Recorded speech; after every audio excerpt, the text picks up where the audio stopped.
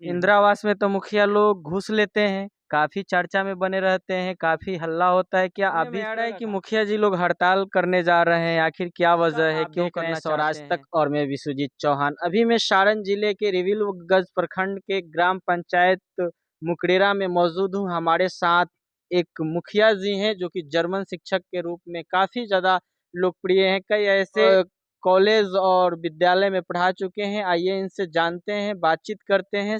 मुखिया जी, स्वराज तक में आपका स्वागत है। जी, आपका बहुत-बहुत धन्यवाद स्वराज तक चैनल को। मुखिया जी, आपका परिचय? जी, मैं मनोज कुमार मेरा नाम हुआ। मैं वर्तमान में मुखिया हूँ, पंचायत राज मुकरेरा का सह-उपाध्यक्ष हूँ, रिवीजन मुखिया संघ उपाध्यक्ष हूँ। अभी आप क्षेत्र में घूम रहे हैं, इसी दौरान हमारी मुलाकात हुई। आखिर आप किस तरह से पंचायत का विकास कर रहे हैं? लोगों के लिए क्या सुविधाएँ मुहैया करा रहे हैं? देखिए पहले मैं जिस फ़ील्ड में था और इस फ़ील्ड में दोनों में ही बहुत ज़्यादा डिफ़रेंस है और अभी मैं यहाँ पे एज़ ए मुखिया जो काम कर रहा हूँ, तो यहाँ पे मुझे 1 साल तो मुझे थोड़ा-सा पता नहीं चला कि कैसे निकल गया मेरा। लेकिन इस बार से मतलब दूसरा साल जब लगा है, तो मुझे लगा है कि मुझे मतलब बहुत सारा योजना जो है, उस पे अच्छे तरीके से काम करना है और ये बात है कि हम लगे रहते हैं कि भाई जो भी योजना सरकार का योजना है, उसको सही तरीके से जो वंचित वर्ग है, जो जो लाभ लेने के योग्य है, उसको वहाँ तक लाभ मिल सके। अभी हमारा वृक्षारोपण का कार्यक्रम चल रहा है, वर्षा काल में वृक्षारोपण चलता है। तो मैंने सोचा कि एक जो पर्यावरण संरक्षण की बात जो सरकार यानी करती है। पर्यावरण संरक्षण को लेकर आप भी जी, काफ़ी चिंतित हैं। अभी बिल्कुल। पर्यावरण के बीच में ही हम मौजूद हैं जी। और इसके बारे में किस तरह से काम कर रहे हैं? पर्यावरण संरक्षण के लिए हम लोग एक तो आपको अभी तो मैंने बताया ना आपको कि वर्षा काल में वृक्षारोपण का कार्य चलता है। ये सरकार का महत्वाकांक्षी योजना है और योजना का क्या नाम है? वृक्षारोपण ही इसको इस योजना का नाम है। तो और सरकार इसको काफ़ी इम्पोर्टेंस देती है, चूँकि पहले हमारे पंचायत में इस तरह का कोई कार्यक्रम हुआ नहीं, इस तरह का वृक्षारोपण लगा नहीं।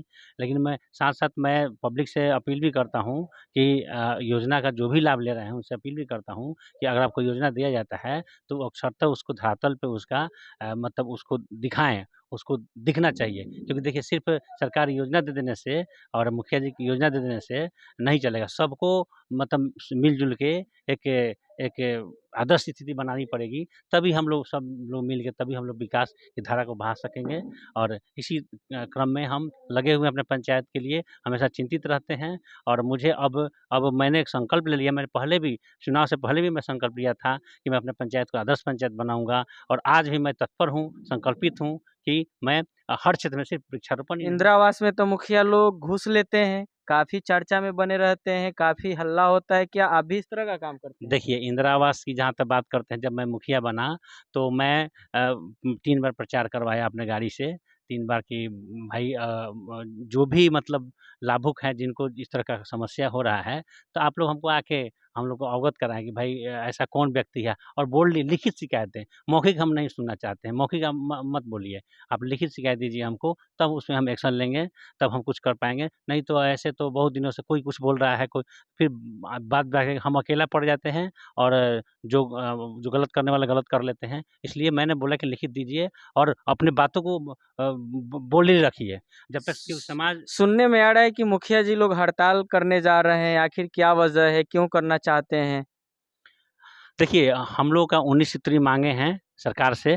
क्योंकि देखिए मुखिया से लोग सब लोग एक्सपेक्ट करते हैं कि वो सरकार एक मुख्यमंत्री होता है पंचायत का और वो आपको अगर उसके पास गवर्नमेंट उसका जो अंग है जो कि उसके अधिकारी ही उसके कंट्रोल में नहीं रहेंगे और वो उस पे लगाम नहीं लगा पाएगा तो कैसे विकास कर पाएगा। सपोज मान लीजिए कि आपके अंग को अगर बांध दिया जाता है, हाथ को पाँव को बांध दिया जाता है, तो आपसे कोई क्यों एक्सपेक्ट करेगा कि विकास आप करेंगे। तो ये बस सेम यही कंडीशन है। सरकार ने सब कुछ इतनी सारी योजनाएं दी हैं, केंद्र सरकार ने, राज्य सरकार ने, योजनाएं बहुत अच्छी हैं, हमारा संविधान भी बहुत अच्छा है, नियम सब बहुत अच्छे हैं। लेकिन दुख की बात यह है कि उसका हम लोग इम्प्लीमेंट नहीं करते हैं धरातल पे। वो किसी लेवल पे हो, अधिकारी लेवल पे हो या जनता के लेवल पे हो या आपको जनप्रतिनिधि के लेवल पे हो। यही कारण है, इसमें कहीं न कहीं हम लोग भी दोषी हैं, क्योंकि हम लोग भी हम लोग बातों को नहीं रख पाते हैं मतलब जहाँ पे हम लोग को रहना चाहिए। तो अब हम लोगों ने ये सोचा है, अंतर्मन से जागृत हुए हैं कि नहीं,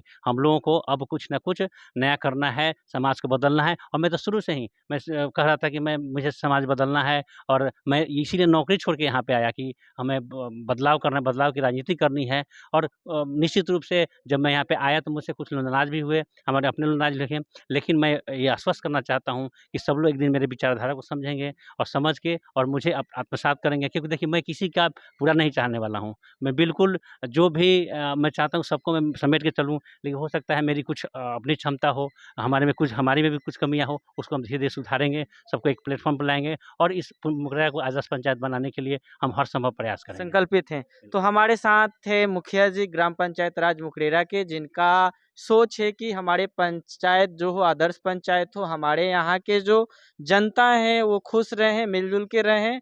सबों को ये खुश नहीं कर सकते हैं, कुछ लोग नाराज भी हुए। आज ये धरातल पे काम कर रहे हैं, इनसे बातचीत हुआ। बने रहे स्वराज तक के साथ। धन्यवाद।